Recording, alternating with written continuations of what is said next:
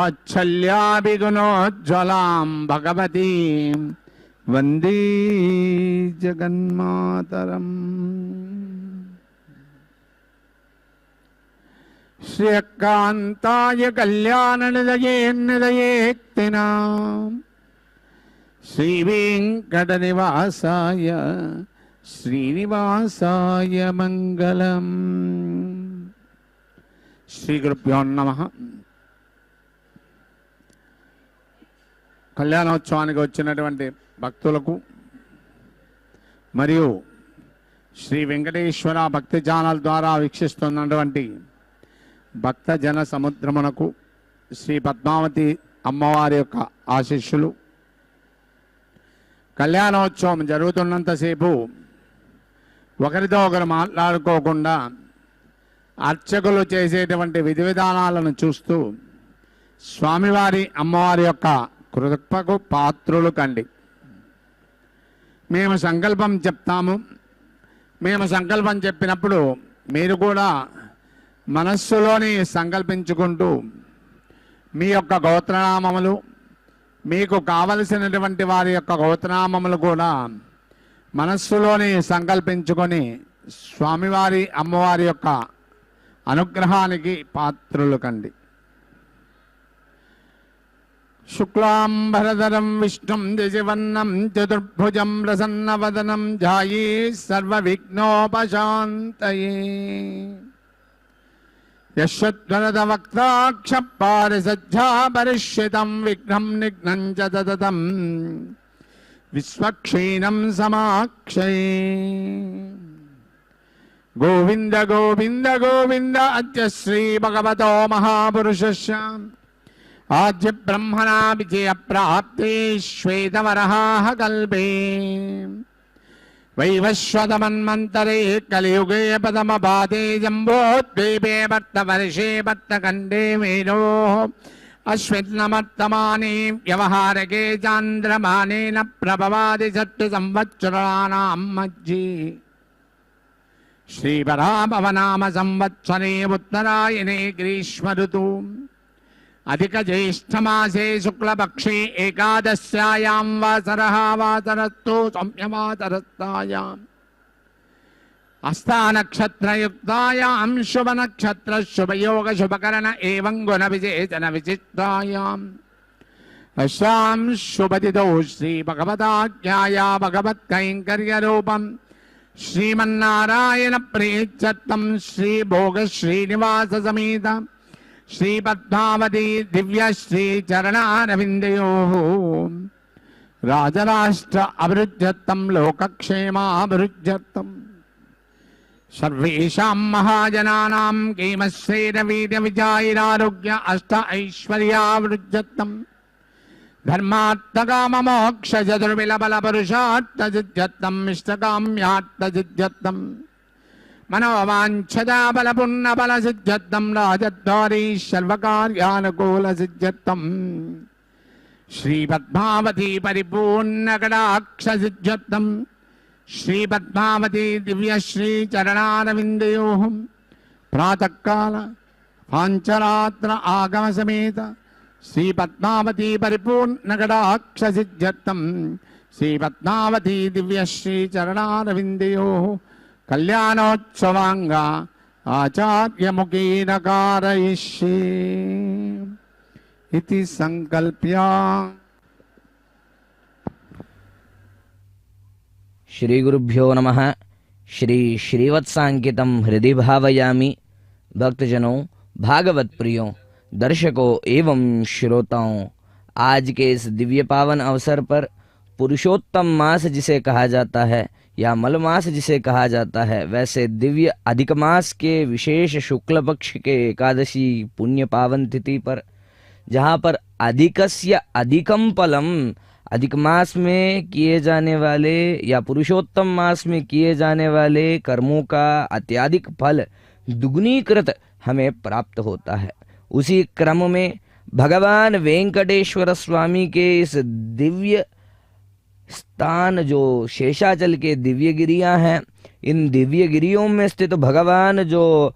मायावी परमानंदम त्यक्त्वा वैकुंठमुत्तमं स्वामी पुष्करिणी तीरे रमया सह मोदते, जैसे कहा जाता है। भगवान जो वैकुंठ का त्याग कर स्वयं मायावी स्वरूप भगवान श्री महाविष्णु वेंकटेश्वर के रूप में माता महालक्ष्मी के साथ जहाँ विराज रहे हैं, उन दिव्य प्रभु का यहाँ पर दिव्य मंगल सेवा कैंकर्य हम दर्शन कर रहे हैं। भगवान श्रीनिवास मूर्ति जो श्रियःपते पुरुषोत्तमस्य जैसे कहा जाता है, उन दिव्य प्रभु की यहाँ पर विशेषतः श्री के साथ अर्थात देवी महालक्ष्मी स्वरूपिणी पद्मावती के साथ विवाह कैंकर्य यहाँ पर करवाया जा रहा है, जहाँ पर स्वयं साक्षात भगवती जगन्माता नित्यान्नपायिनी श्री महालक्ष्मी स्वरूपिणी पद्मावती देवी स्वयं दिव्य सिंहासन पर वधू के रूप में अलंकृत होते हुए एवं भगवान वेंकटेश्वर स्वामी जो समग्र लोकों के स्वामी हैं, अखिलांड कोटि ब्रह्मांडों के नायक हैं, वह दिव्य प्रभु वर के रूप में विराजते हुए हमें दर्शन देते हैं। भक्तजनों, अधिकस्य अधिकम फलम जैसे कहा जाता है, इस पुरुषोत्तम मास में शुक्ल पक्ष के एकादशी तिथि जो पद्मिनी एकादशी अथवा कमल एकादशी के नाम से जो प्रसिद्ध है, इस दिव्य कमल एकादशी के शुभ अवसर पर एकादशी व्रत नियमों का पालन करना तथा भगवान के दिव्य नामों का स्मरण करना हमें अत्यधिक फलदायी यहाँ पर साबित होता है। भगवान के इस दिव्य दर्शन से हम भगवत कृपा के अत्यंत पात्र बनेंगे तथा भगवान के विशेष कृपा के भी हम यहाँ पर धनी बनेंगे। भक्तजनों, भगवान वेंकटेश्वर स्वामी जो यहाँ पर विराज रहे हैं, उन दिव्य प्रभु के अनुरोध पर पद्म सरोवर से स्वयं वीरलक्ष्मी के रूप में भगवती साक्षात महालक्ष्मी स्वरूपिणी पद्मावती यहाँ पर उत्पन्न हुई है। वह दिव्य स्वामिनी भगवती अत्यंत कृपालु दयालु मातृस्वरूपिणी वात्सल्य गुण से परिपूर्ण रूपिणी है। वह भगवती अत्यंत रमणीय रूप में आज के इस दिव्य कैंकर्य को स्वीकारने हेतु यहाँ इस दिव्य आसन को अलंकृत करते हुए विराज रही हैं। भगवती स्वयं साक्षात महालक्ष्मी पद्मासने पद्मऊरु पद्माक्षी पद्मसंभवे त्वं मां भजस्व पद्माक्षी येन सौख्यम लभाम्यहम जैसे कहा जाता है, साक्षात कमल स्वरूपिणी जैसे आज पद्मिनी अथवा कमल एकादशी माना जाता है, वह साक्षात माता को ही उद्देशित करते हुए जो प्रभु को अत्यंत प्रिय है, उन दिव्य कमल को ही उद्देशित करते हुए कहा जाता है। माता स्वयं पद्मावती पद्म से उत्पन्न होते हुए पद्मों को धारण करते हुए स्वयं पद्म के रूप में ज्योतिष स्वरूपिणी के रूप में जो विराज रही हैं, उन देवी का यहाँ पर अत्यंत वैभवपूर्ण दर्शन हम यहाँ पर पा सकते हैं। उन दिव्य देवी देवताओं के विशेष कल्याण महोत्सव का दर्शन करिए। ओम नमो वेंकटेशाय। यत्ते पवित्रमर्चिषि अग्ने विततमन्तरा ब्रह्मतेन पुनीमहे उभाभ्या अन्देव सवितः पवित्रेण सवेन च इदं ब्रह्म पुनीमहे वैश्वदेवी पुनति देव्यागात् यस्यै बह्वीस्तनुवो वीतपृष्ठाः तया मदं तस्सधमाद्येषु वयग्स्यामपतयोरयीणां वैश्वानरो रश्मिभिर्मा पुनातु वातः प्राणेन शिरोमयो भूः या वा पृथिवी पयसा पयोभिः ऋतापरि यज्ञये मा पुनीतां बृहद्भिः सवितस्त्रिभिः परिशिष्टैर्देवमन्मभिः अग्ने दक्षैः पुनाहिमा येन देवा अपुनत येनापो दिव्यङ्कषः तेन दिव्येन ब्रह्मणा इदं ब्रह्म पुनीमहे यः पावमानीरध्येति ऋषिभिः संभृतगं रसं सर्पगं सपूतमश्नाति स्वदितं मातरिश्वना पावमानीर्यो अध्येति ऋषिभिः संभृतगं रसं तस्मै सरस्वती दुहे क्षीरगं सर्पिर्मधूदकं पावमानी स्वस्त्ययनीः सुदुघा हि पयस्वतीः ऋषिभिः संभृतो रसः ब्राह्मणेष्वमृतगं हितं पावमानीर्दिशन्तु नः इमं लोकमथो अमुं कामान् समर्थयन्तु नः देवीर्देवैः समाभृताः पावमानी स्वस्त्ययनीः सुदुघा हि घृतश्च्युतः ऋषिभिः संभृतो रसः ब्राह्मणेष्वमृतगं हितं येन देवाः पवित्रेण आत्मानं पुनते सदा तेन सहस्रधारेण पावमान्यः पुनन्तु मा प्राजापत्यं पवित्रं शतोद्यामगं हिरण्मयं तेन ब्रह्मविदो वयं पूतं ब्रह्म पुनीमहे इन्द्रः सुनीति सहमा पुनातु सोमः स्वस्त्या वरुणः समीच्य यमो राजा अप्रमृणाभिः पुनातु मा जातवेदामोर्जयन्त्या पुनातु भूर्भुवः सुवः तच्छंयोरावृणीमहे गातुं यज्ञाय गातुं यज्ञपतये दैवी स्वस्तिरस्तु नः स्वस्तिर्मानुषेभ्यः ऊर्ध्वं जिगातु भेषजं शन्नो अस्तु द्विपदे शञ्चतुष्पदे ॐ शान्तिः शान्तिः शान्तिः।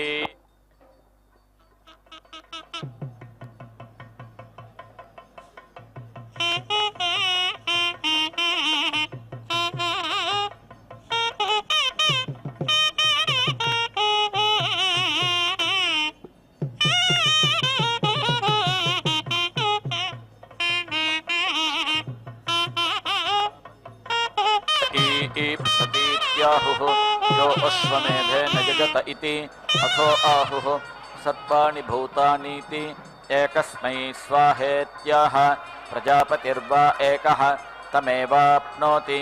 एकस्मै स्वाहा द्वाभ्यागस्वाहेत्यभिपूर्वमाहुतिर्जुहोति अभिपूर्वमेव सुवर्गं लोकमेति एकोत्तरं जुहोति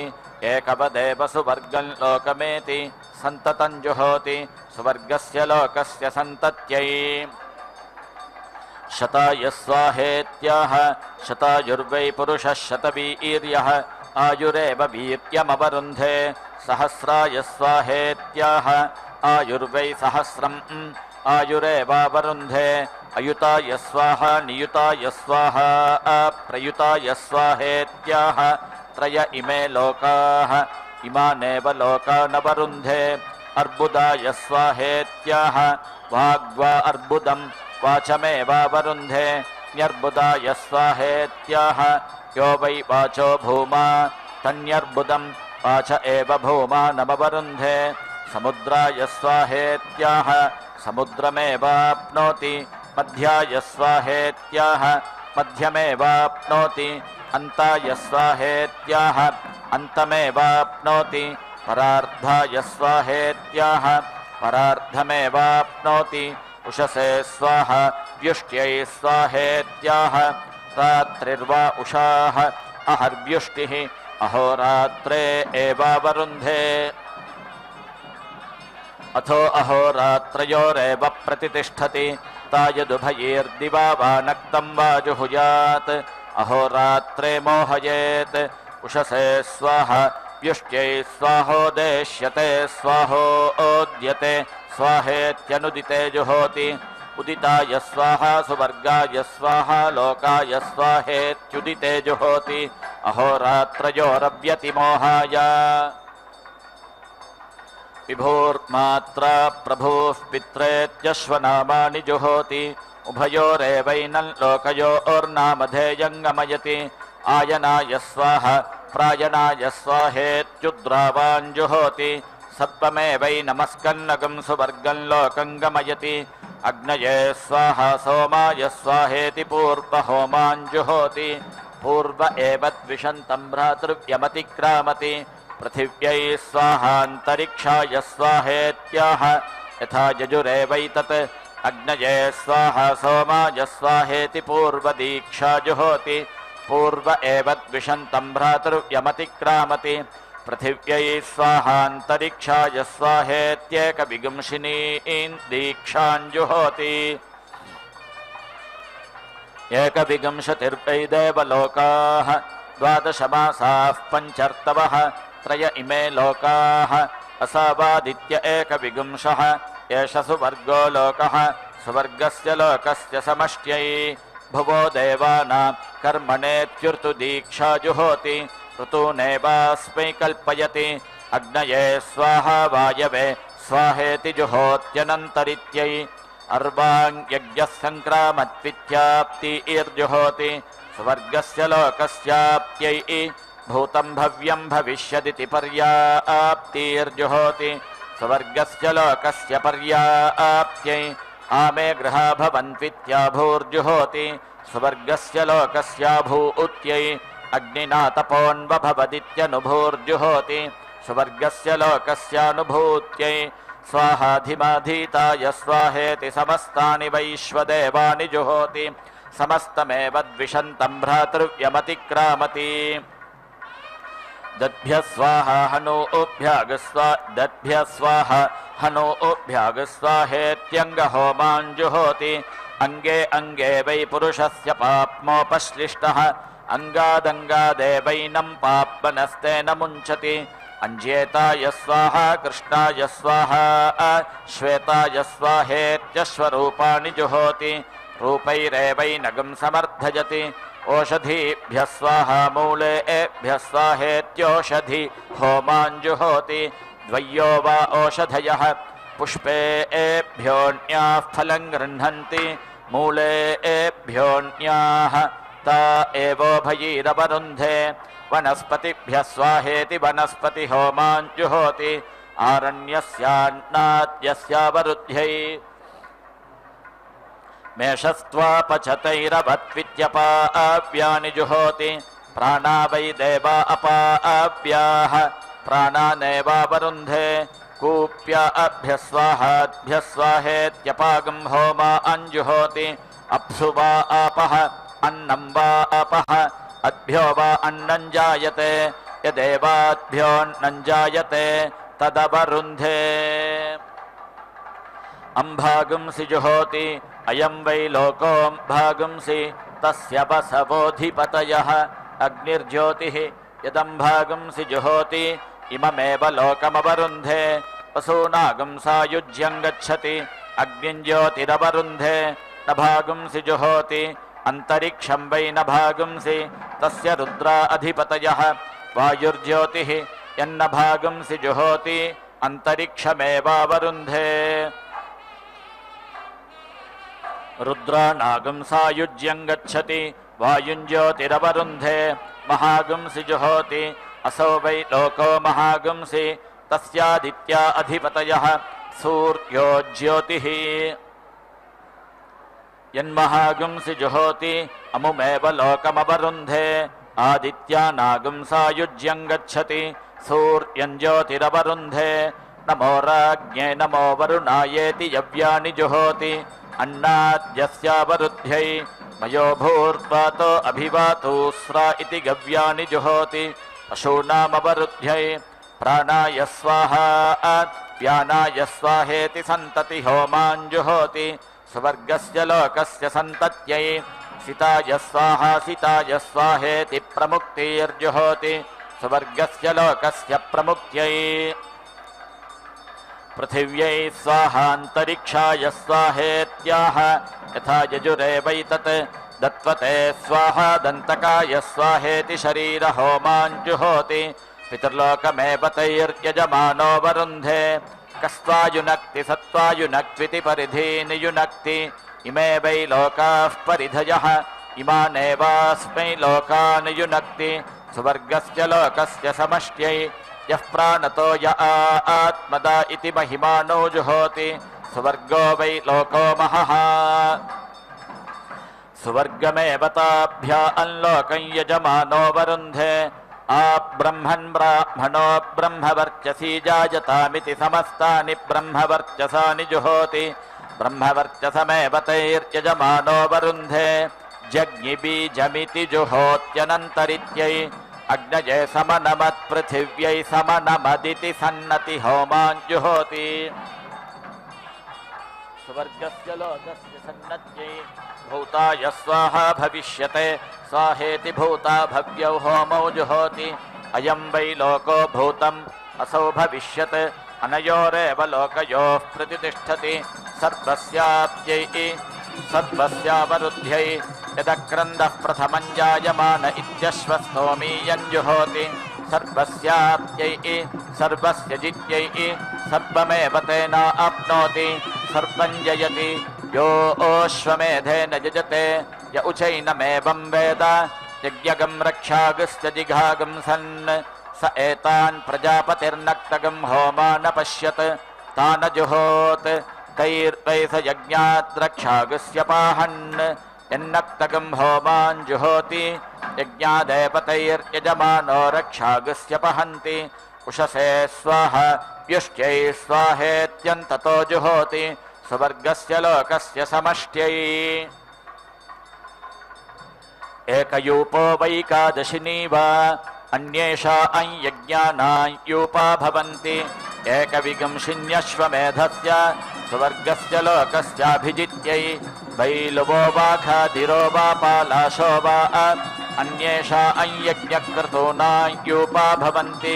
प्राज्युदाल एकविंशत्यरतिरश्वमेधस्य स्वर्गस्य लोकस्य समष्ट्यै नान्येषा पशूनान्ते जन्या अवद्यन्त्यश्वस्य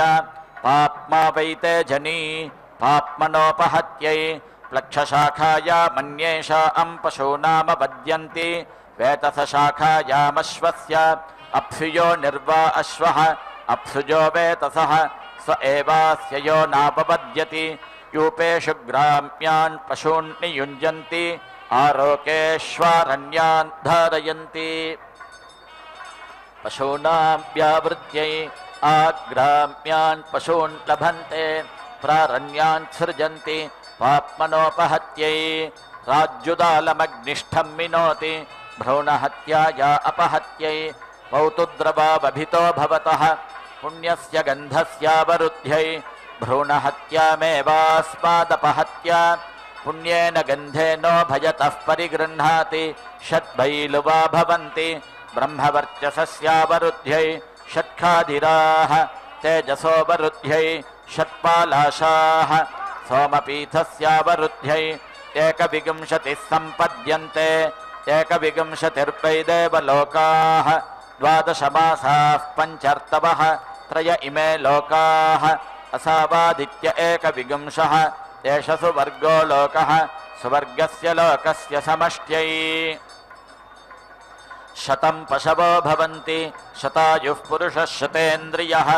आयुष्येवेन्द्रिये प्रतितिष्ठति सर्पं वा अश्वमेध्याप्नोति अपरिमिता भवन्ति अपरिमितस्यावरुद्ध्यै ब्रह्मवादिनो वदन्ति कस्मात् सत्यात् दक्षिणतो अन्येषां पशूनामवद्यन्ति उत्तरतोऽश्वस्येति वारुणो वा अश्वः एषा वै वरुणस्य दिक् स्वायामेवास्य दिश्यवद्यति यदितरेषां पशूनामवद्यति शतदेवत्यन्तेनावरुन्धे चिते एग्नावधिवैतसे कटेष्वञ्चिनोति अप्सुयो निर्वा अश्वः अप्सुजो वेतसः स एवैनञ्यो नौ प्रतिष्ठापयति पुरस्तात् प्रत्यञ्चन्तो परञ्चिनोति पश्चात् प्राचीनङ्गो मृगं प्राणापानावेवास्मिन् सम्यञ्चौ दधाति अश्वन्तो परङ्गो मृगमिति सद्बहुत एताञ्जुहोति एषान् लोकानामभिजित्यै आत्मनाभिजुहोति सात्मानमेवैनगुं सतनुं करोति सात्मामुष्मिन् लोके भवति य एवं वेद अथोपसोरेव धारान्तेनावरुन्धे इलुवर्दाय स्वाहा बलिवर्दाय स्वाहेत्याह संवत्सरो वा इलुवर्दः परिवत्सरो बलिवर्दः संवत्सरादेव परिवत्सरादायुरवरुन्धे आयुरेवास्मिन् दधाति तस्मादश्वमेधयाजी जरसा विस्रसामुल्लोकमेति एकविंशो अग्निर्भवति एकविंशस्तोमः एकविंशतिर्यूपाः यथा वा अश्वावर्षभा वा वृषाणः सग्स्फुरेरन् एवमेतत् स्तोमाः सग्स्फुरन्ते यदेकविंशाः ते यत्समृच्छेरन् हन्येता अस्य यज्ञः द्वादश एवाग्निः स्यादित्याहुः द्वादश स्तोमः एकादश यूपाः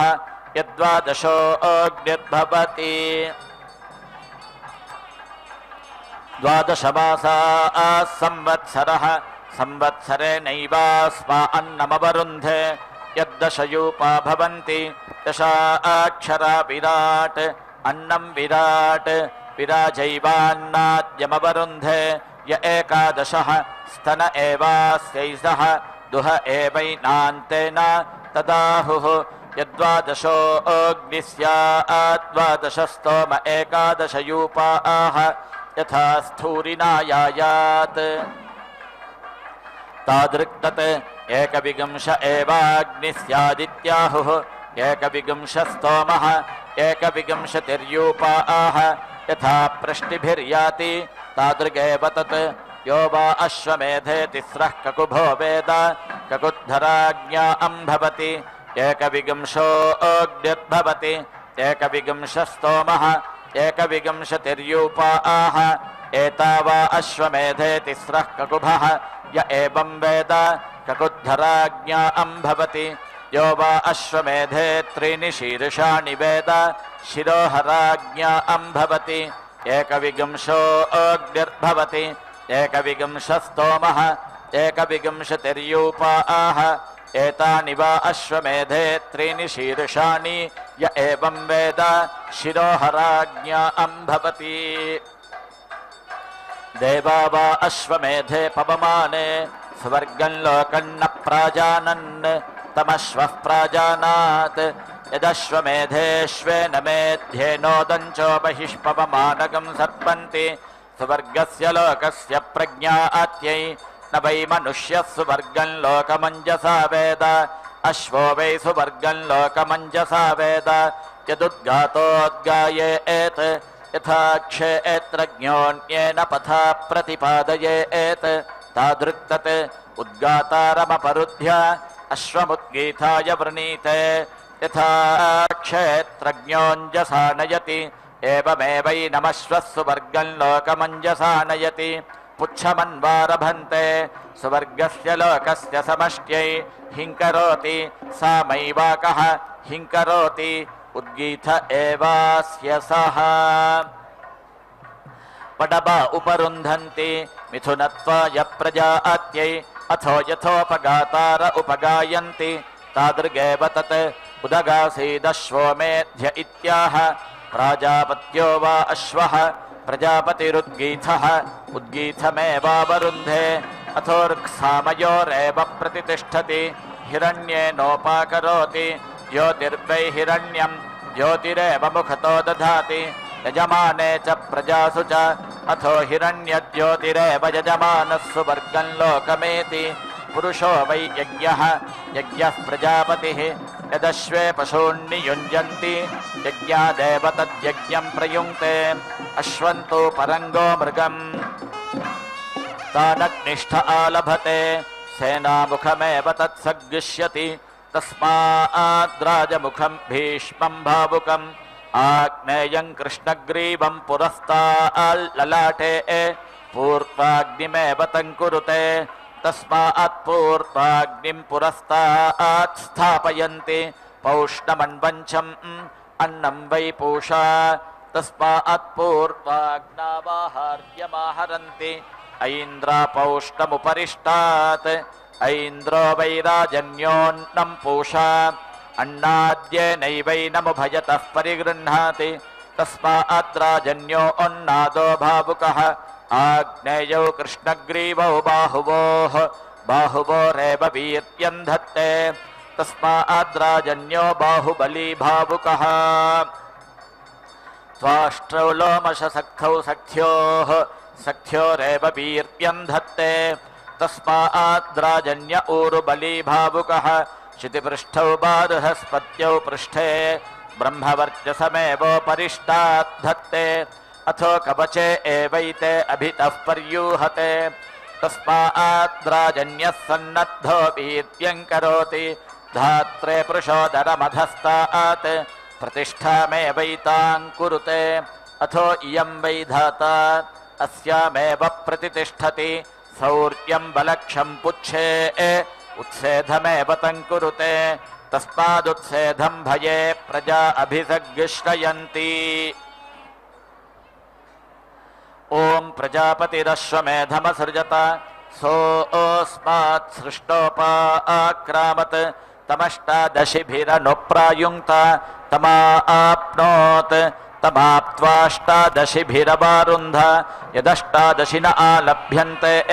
यज्ञमेव तैराप्त्वा यजमानो वरुन्धे संवत्सरस्य वा एषा प्रतिमा यदष्टादशिनः द्वादशमासाः पञ्चर्तवः संवत्सरोऽष्टादशः यदष्टादशि न आलभ्यन्ते संवत्सरमेव तैराप्त्वा यजमानो वरुन्धे अग्निष्ठे एन्यान् पशूनुपाकरोति इतरेषु यूपेष्वष्टादशिनो जामित्वाय नवनवा लभ्यन्ते सवीर्यत्वाय यदारण्यैः सग्स्थापयेत् व्यवस्येतां पिता पुत्रौ व्यध्वानः क्रामेयुः विदूरङ्ग्रामयोर्ग्रामान्तौ स्यातां ऋक्षिकाः पुरुषव्याघ्राः परिमोषिण आव्याधिनीस्तस्करा अरण्येष्वाजायेरन् तदाहुः अपशवो वा एते यदारण्यैः सग्स्थापयेत् क्षिप्रे यजमानमरण्यं मृतगं हरेयुः अरण्यायतनाह्यारण्याः पशव इति यत्पशून्नालभेत अनवरुद्धा अस्य पशवः स्युः यत्पर्यग्निकृतानुत्सृजेत् यज्ञवेशसङ्कुर्यात् यत्पशूनालभते तेनैव पशूनवरुन्धे यत्पर्यग्निकृतानुत्सृजत्ययज्ञवेशसाय अवरुद्धा अस्य पशवो भवन्ति न यज्ञवेशसम्भवति न यजमानमरण्यं मृतगं हरन्ति ग्राम्यैः सग्स्थापयति एते वै पशवः क्षेमो नाम सम्पिता पुत्रा ववस्यतः समध्वानः क्रामन्ति समन्तिकं ग्रामयोर्ग्रामान्तौ भवतः नर्क्षिकाः पुरुषव्याघ्राः परिमोषिण आव्याधिनीस्तस्करा अरण्येष्वाजायन्ते प्रजापतिरकामयतो भौ लोकावरुन्धीयेति स एतानुभयान् पशून् पश्यत् ग्राम्यागिश्चारण्यागिश्च तानालभत तैर्वै स उभौ लोकापवारुन्ध ग्राम्यैरेव पशुभिरिमं लोकमवारुन्ध आरण्यैरमुं यद्ग्राम्यान् पशूनालभते इममेव तैर्लोकमवरुन्धे यदारण्यान् अमुन्तैः अनवरुद्धो वा एतस्य संवत्सर इत्याहुः य इतश्चातुर्मास्यानि संवत्सरं प्रयुङ्क्त इति एतावान् वै संवत्सरः यच्चातुर्मास्यानि यदेते चातुर्मास्याः पशव आलभ्यन्ते प्रत्यक्षमेव तैः संवत्सरं यजमानो वरुन्धे पिबा एष प्रजया पशुभिरुध्यते यः संवत्सरं प्रयुङ्क्ते संवत्सरः सुवर्गो लोकः सुवर्गं तु लोकन्नापराध्नोति प्रजा वै पशव एकादशिनी यदेत ऐकादशिनाः पशव आलभ्यन्ते साक्षादेव प्रजां पशून् यजमानो वरुन्धे प्रजापतिर्विराजमसृजत सा सृष्टाश्वमेधं प्राविशत् तान् दशिभिरनुप्रायुङ्क्त तामाप्नोत् तामाप्त्वा दशिभिरवारुन्ध यद्दशिन आलभ्यन्ते विराजमेव तैराप्त्वा यजमानो वरुन्धे एकादश दशत आलभ्यन्ते एकादशाक्षरा त्रिष्टुप् त्रैष्टुभाः पशवः पशूनेवावरुन्धे वैश्वदेवो वा अश्वः नानादेवत्याः पशवो भवन्ति अश्वस्य सर्वत्वाय नानारूपा भवन्ति तस्मान् नानारूपाः पशवः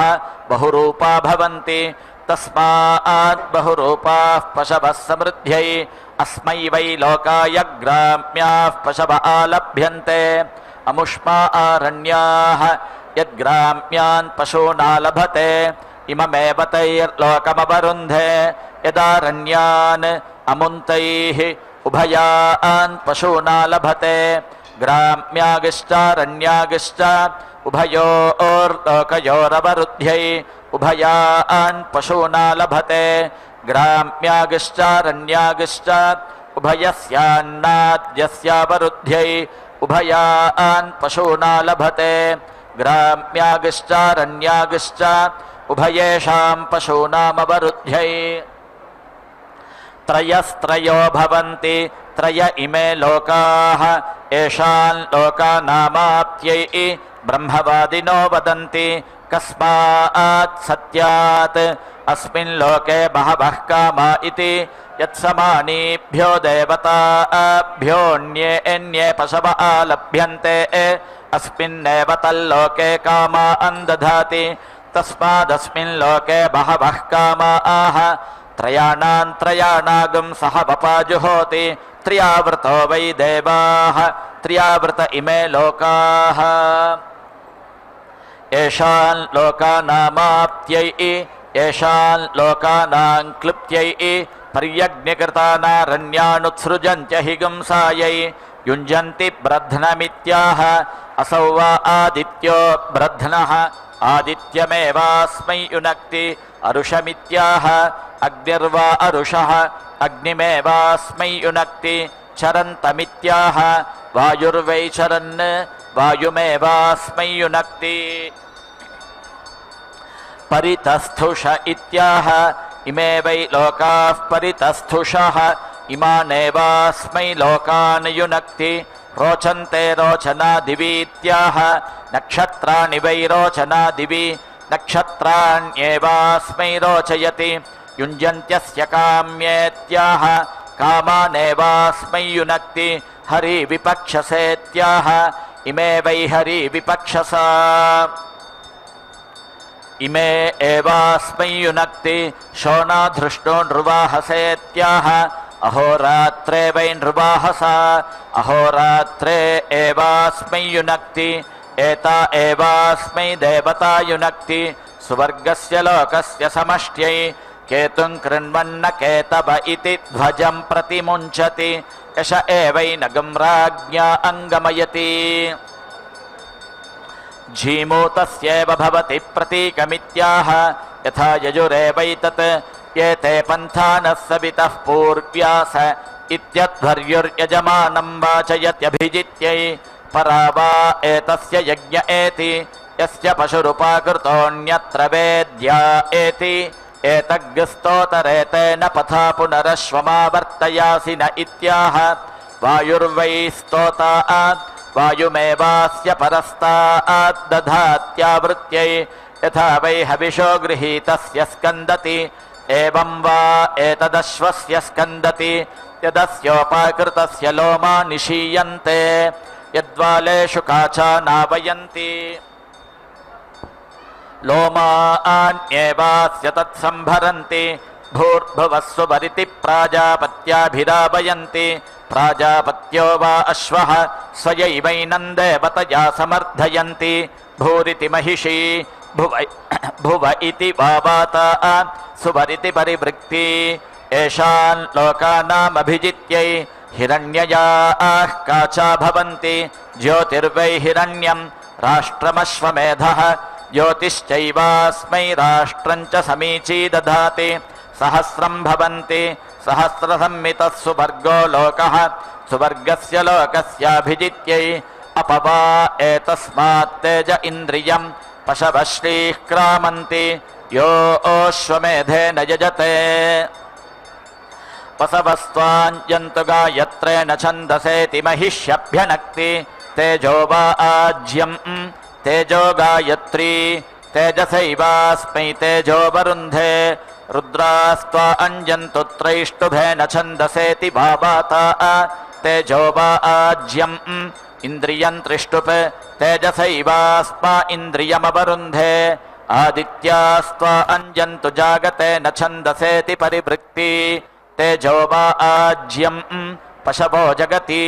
तेजसैवास्मै पशूनवरुन्धे पत्नयोऽभ्यञ्जन्ति श्रिया वा एतद्रूपं यत्पत्नयः श्रियमेवास्मिन् तद्दधति नास्मात् तेज इन्द्रियं पशवः श्रीरपक्रामन्ति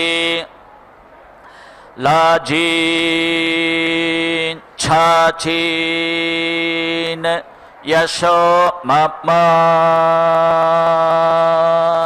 इत्यतिरिक्तमन्नमश्वायोपाहरन्ति प्रजामेवान्नादीं कुर्वते एतद्देव अन्नमत्तैतदन्नमद्धि प्रजापत इत्याह प्रजायामेवान्नाद्यं दधते यदि नावजिघ्रेत् अग्निः पशुरासीदित्यवघ्रापयेत् अवहैव जिघ्रति आक्रान् वाजी क्रमैरत्यक्रमेद्वाजी द्यौस्ते पृष्ठं पृथिवी सधस्थमित्यश्वमनुमन्त्रयते येषान् लोकानामभिजित्यै समिद्धो अञ्जन्कृतरं मतीनामित्यश्वस्य प्रियो भवन्ति सरूपत्वाय तेजसा वा एष ब्रह्मवर्चसे न व्यर्ध्यते यो ओश्वमेधेन यजते होता च ब्रह्मोद्यं वदतः तेजसा चैवैनं ब्रह्मवर्चसेन तसमर्थयतः दक्षिणतो ब्रह्मा भवति दक्षिणत आयतनो वै ब्रह्मा बार्हस्पत्यो वै ब्रह्मा ब्रह्मवर्चसमेवास्य दक्षिणतो दधाति तस्माद्दक्षिणोऽर्धो ब्रह्मवर्चसितरः उत्तरतो होता भवति उत्तरत आयतनो वै होता आग्नेयो वै होता तेजो वा अग्निः तेज एवास्यो उत्तरतो दधाति तस्मादुत्तरोऽर्धस्तेजस्वितरः यूपमभितो वदतः यजमानदेवत्यो वै यूपः यजमानमेव तेजसा च ब्रह्मवर्चसेन तसमर्थयतः किग्स्विदासीत् पूर्वचित्तिरित्याह द्यौर्वै वृष्टिः पूर्वचित्तिः दिवमेव वृष्टिमवरुन्धे किग्स्विदासीत् बृहद्वय इत्याह अश्वो वै बृहद्वयः अश्वमेवावरुन्धे किग्स्विदासीत् पिशङ्गिलेत्याह रात्रिर्वै पिशङ्गिला रात्रिमेवावरुन्धे किग्स्विदासीत् पिलिप्पिलेत्याह श्रीर्वै पिलिप्पिला अन्नाद्यमेवावरुन्धे कस्विदेकाकी चरतीत्याह असौ वा आदित्य एकाकी चरति तेज एवावरुन्धे क उस्विज्जायते पुनरित्याह चन्द्रमा वै जायते पुनः आयुरेवावरुन्धे किग्स्विद्धिमस्य भेषजमित्याह अग्निर्वै हिमस्य भेषजम् ब्रह्मवर्चसमेवावरुन्धे किग्स्विदावपनं महदित्याह अयं वै लोक आवपनं महत्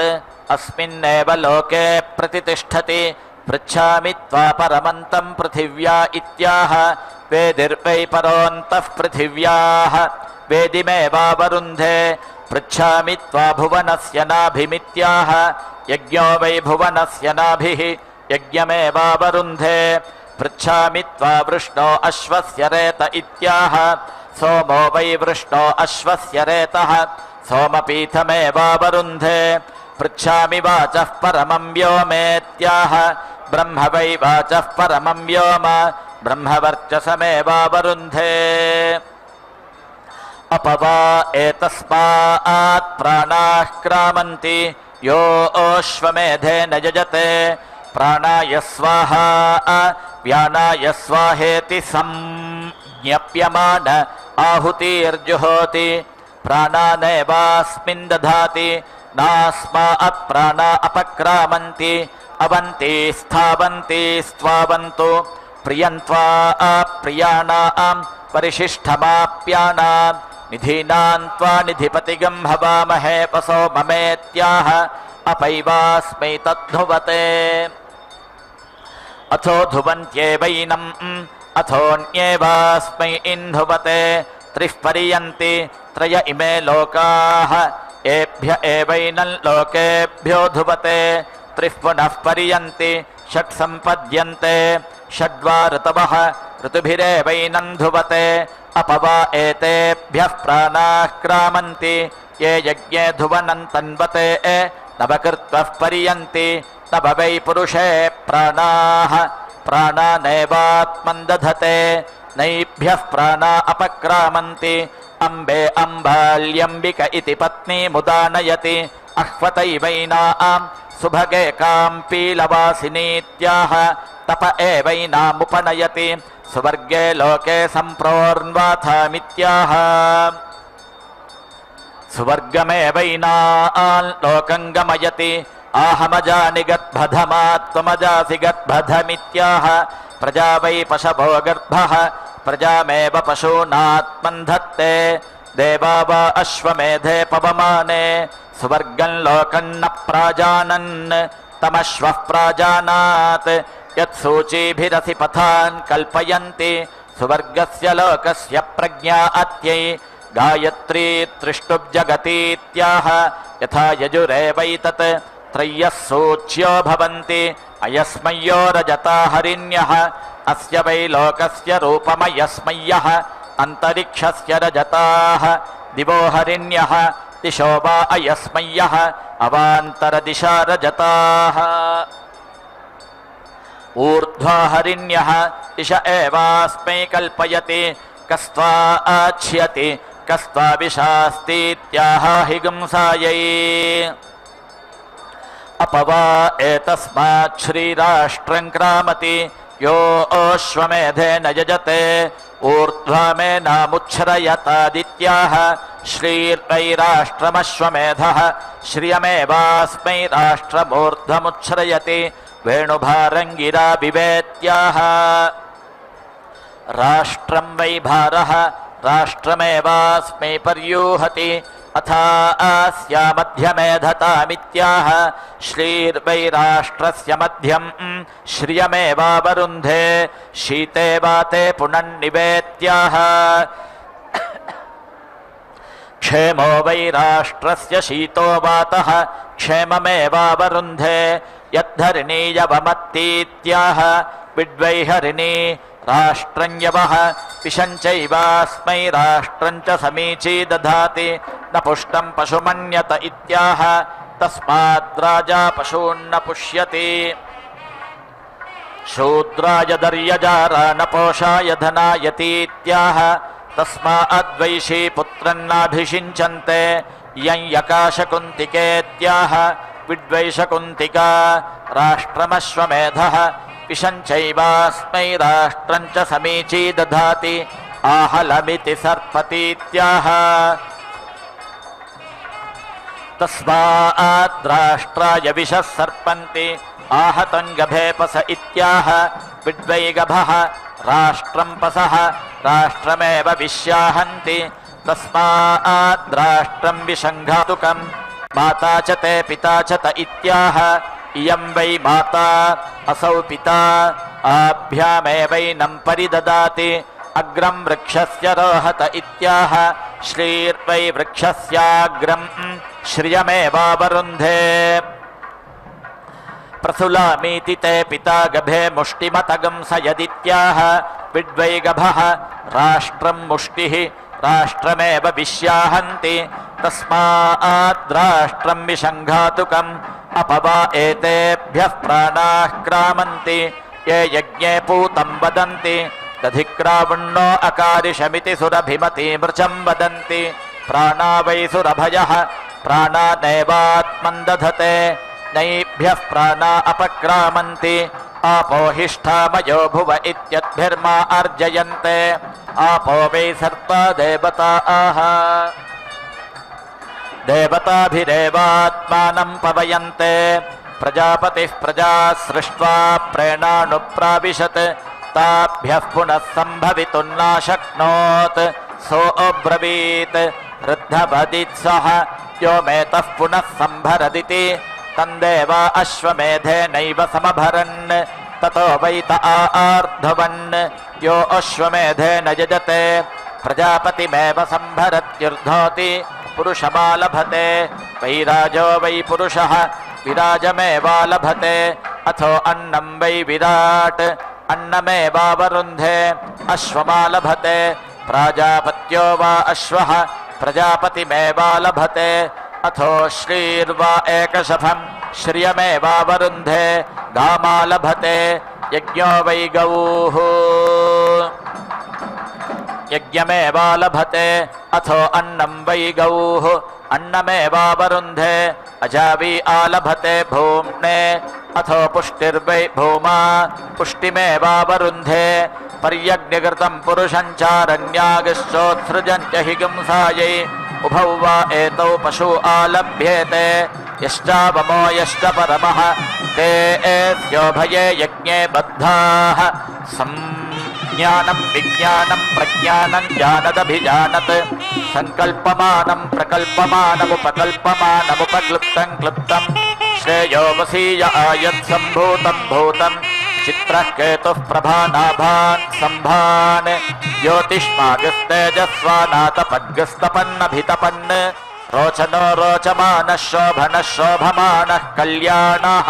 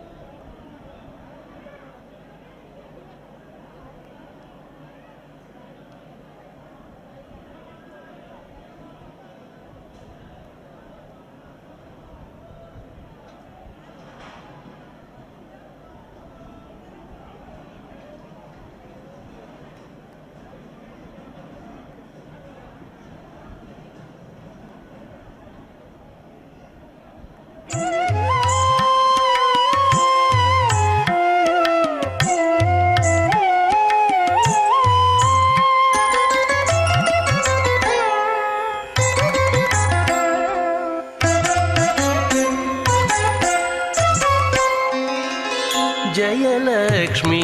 वरलक्ष्मी जयलक्ष्मी वरलक्ष्मी संग्राम वीरलक्ष्मी जयलक्ष्मी वरलक्ष्मी संग्राम वीरलक्ष्मी जयलक्ष्मी वरलक्ष्मी संग्राम वीरलक्ष्मी प्रियुरालवै हरिकी बेरसितिवम्मा अम्मा जयलक्ष्मी वरलक्ष्मी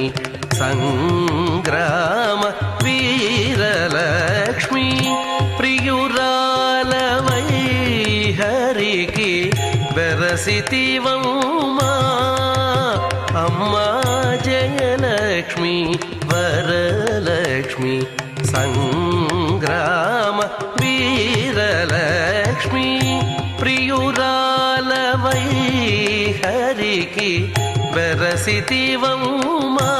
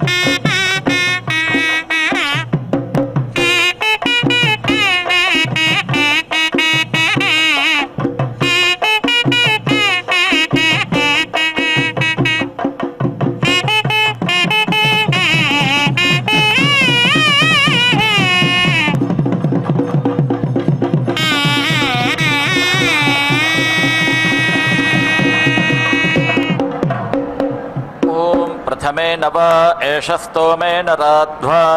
चतुष्टोमेन कृतेनायानामुत्तरे हन् एकविगंशे प्रतिष्ठायां प्रतितिष्ठति एकविगंशात् प्रतिष्ठाया ऋतूनन्वारोहति ऋतवो वै पृष्ठानि ऋतवः संवत्सरः ऋतुष्वेव संवत्सरे प्रतिष्ठाया देवता अभ्यारोहति शक्वरयः पृष्ठं भवन्त्यन्यदन्यच्छन्दः अन्ये अन्ये वा एते पशव आलभ्यन्ते उतेव ग्राम्याः उतेवारण्याः अहरेव रूपेण समर्धयति अथो अह्न एवेश बलिः क्रियते तदाहुः अपशवो वा एते यदजावयश्चारण्याश्च एते वै सर्वे पशवः यद्गव्या इति गव्यान् पशूनुत्तमे हन्ना लभते तेनैवो भयान् पशूनवरुन्धे प्राजापत्या भवन्ति अनभिजितस्याभिजित्यै सौरीर्नवश्वेता वशा अनुबन्ध्या भवन्ति अन्तत एव ब्रह्मवर्चसमवरुन्धे सोमायस्वराज्ञेनो वाहावनड्वाहाविति द्वन्द्विनः पशूना लभते अहोरात्राणामभिजित्यै पशुभिर्वा एष व्यर्थ्यते यो अश्वमेधेन यजते छगलं कल्माशङ्किकिदेबिम्बिदेगजमिति त्वाष्ट्रान् पशूना लभते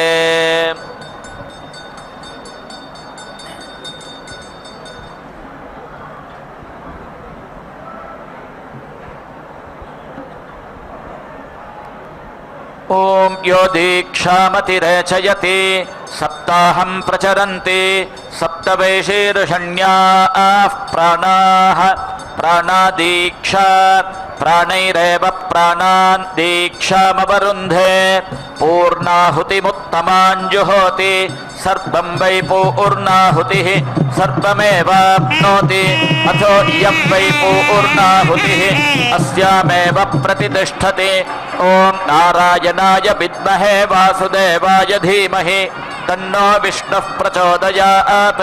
ॐ महादेव्यै च विद्महे विष्णुपत्न्यै च धीमहि तन्नो लक्ष्मीः प्रचोदयात् स्वाहा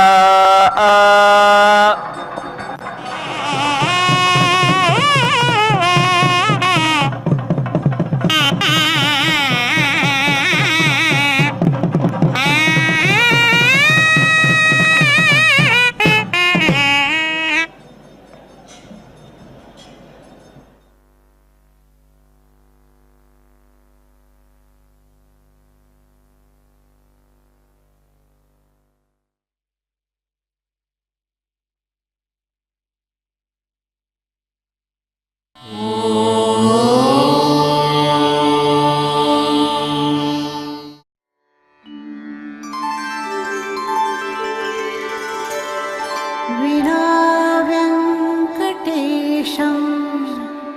ननाथो ननाथः सदा व्यङ्कटेशं